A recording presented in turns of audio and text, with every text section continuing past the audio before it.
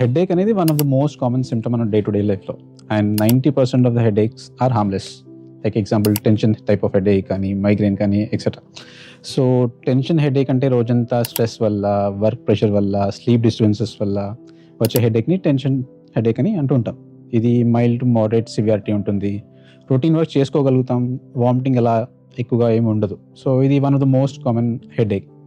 వెరస్ migraine వచ్చేసరికి కొంచెం డిఫరెంట్గా ఉంటుంది. యూజువలీ వన్ సైడ్ హెడేక్ ఎక్కువగా ఉండడం, మోడరేట్ టు సివియర్గా రావడం, అప్పుడప్పుడు ఉండడం, దాంతోపాటు వామిటింగ్ సెన్సేషన్ కానీ, మల్టిపుల్ ఎపిసోడ్స్ ఆఫ్ వామిటింగ్ కానీ, లైట్ చూసిన, సౌండ్ విన్న ఇరిటేషన్ ఇలా ఉంటుందన్నమాట. సో వీటికి మనం పెద్దగా భయపడాల్సిన అవసరం ఉండదు.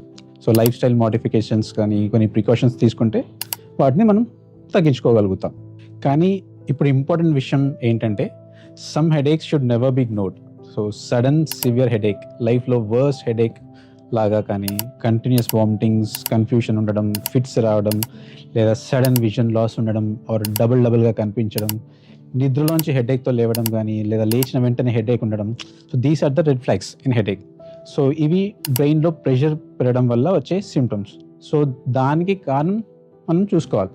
ఇవి ఇన్ఫెక్షన్ వల్ల కావచ్చు, బ్లీడింగ్ వల్ల కావచ్చు, లేదా క్లాటింగ్ వల్ల కావచ్చు, etcetera.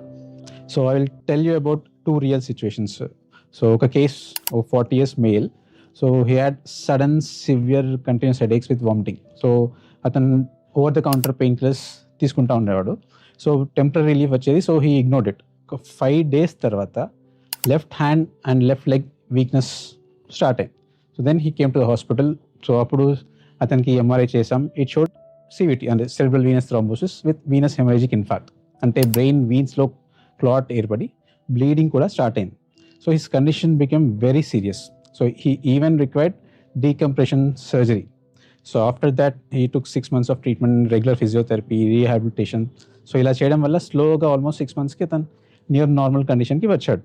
Now another patient. So she is a 24 years lady, same type, new onset severe headache, multiple episodes of vomiting, but she came to hospital on day 1 itself. So at that stage, same MRI showed same CVT, but fortunately తనకు bleeding కానీ, paralysis కానీ, వేరే complications కానీ ఏవీ లేవు.